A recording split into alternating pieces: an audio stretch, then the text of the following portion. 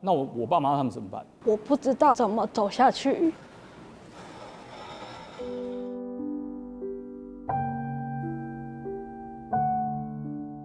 我是来宜兰上来打拼的小孩4岁跟9岁的小朋友，然后一个准备要上大班的幼稚园。我现在的家庭里面是2个女儿跟我，一个还大4，一个大3。我现在就是靠跑车来养这个家。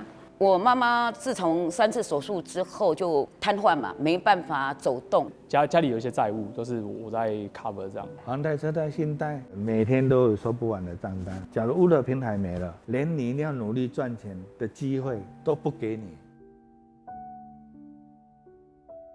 政府怎么回事啊？没有去听人民的心声，然后却要去强硬的去修这个法。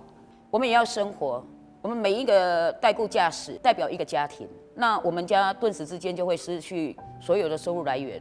我的收入就为0了，负债可能就更大。小朋友的学费或是生活费，我要从哪里找？让我不知道下一步该怎么走。对啊，我们怎么去生存？我们的生存权在哪里？